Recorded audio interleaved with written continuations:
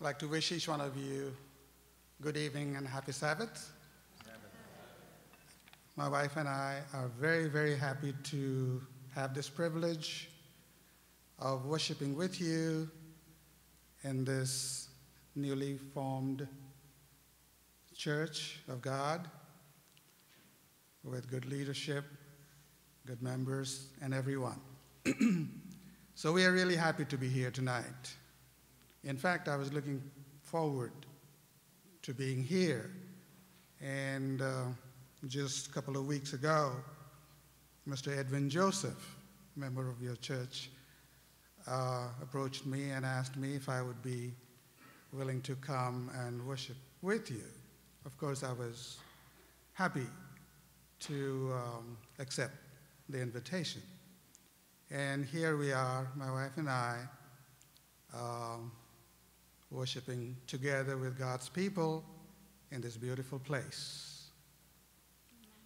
I am really I feel very much at home, really speaking, because as soon as we walked in, one of the young men, certainly he's younger than me, walked up to me and he said, "Sir, I remember you. In fact, I have taken some classes under you at Spicer College." And then, of course, my memory fails sometimes, so I couldn't remember his name, but he told me his name, and then I remembered his last name more than the first name. And so that was not the only thing, and I know I see some faces that I know, and I do feel comfortable and at home. The only thing that bothers me a little bit right now is I'm not used to being in spotlights, floodlights. And while these flooding on me, I can't see you so clearly, but doesn't matter. This is part of the game, I guess.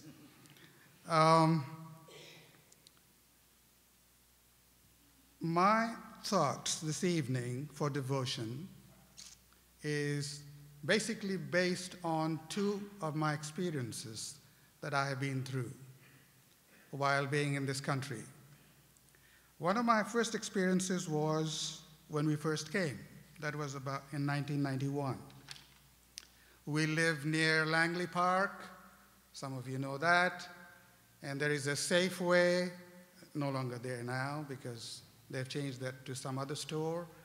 But that was the grocery place that we used to frequent. And one Friday afternoon, I took my car and drove down there. I was just pulling into a parking lot, and there was a lady who was pulling out from the parking lot.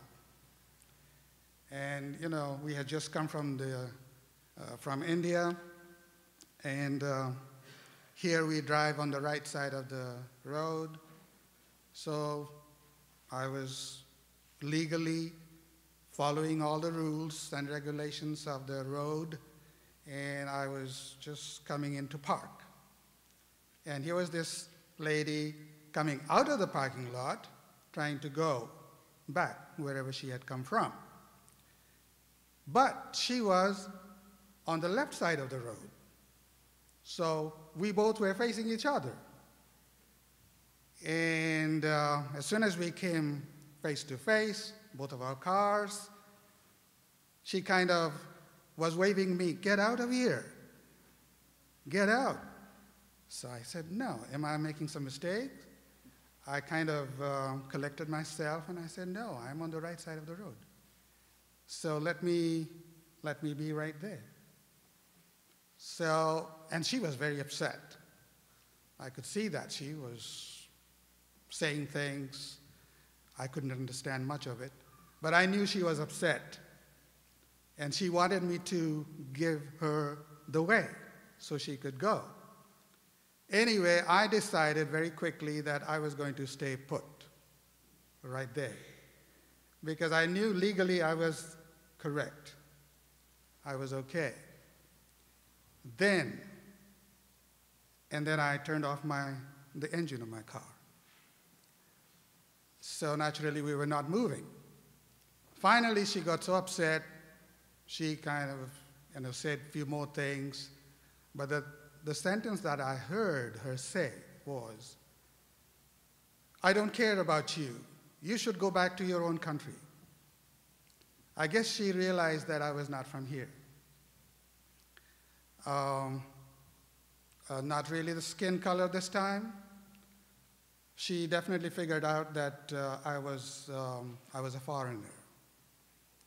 And I guess she was trying to tell me that she had the upper hand, no matter what. I was probably a member of a minority group. She probably found out, or thought at least, that I was, to say the least, maybe an Asian, if not Indian. Now, many people, when they ask me as to the origin of my country, I usually ask them to guess. And most of the time, they think I'm from the Far East, one of those countries like Cambodia or Thailand, or even Philippines, for that matter. Nobody tells me that I'm from India. Anyway, that story ended, but that thought remained. And it's still, I think over it, and this is why I thought I would bring one of those experiences, because my devotional thoughts are based on that. My second experience was when one day I was driving down on North Capitol Street, going towards DC. And most of you use that street, I know. And just before, so that you can get an exact picture, just before reaching or crossing Florida Avenue, on the right-hand side, there are a couple of buildings, not couple, many buildings. And on the walls of one of those buildings, outside wall, I saw, and it's still there, I saw the portrait of Jesus, picture drawn on the wall, large-size picture. And not only that, this picture portrayed Jesus looking down upon a man that was lying in a cot, in a bed. I guess I could conclude that this man must have been sick, or he was homeless, or he was suffering from some other diseases. But he certainly was lying down, and Jesus was looking down upon him. And there was a caption written on the wall, "Don't ever look down upon anyone unless you would like to lift them up."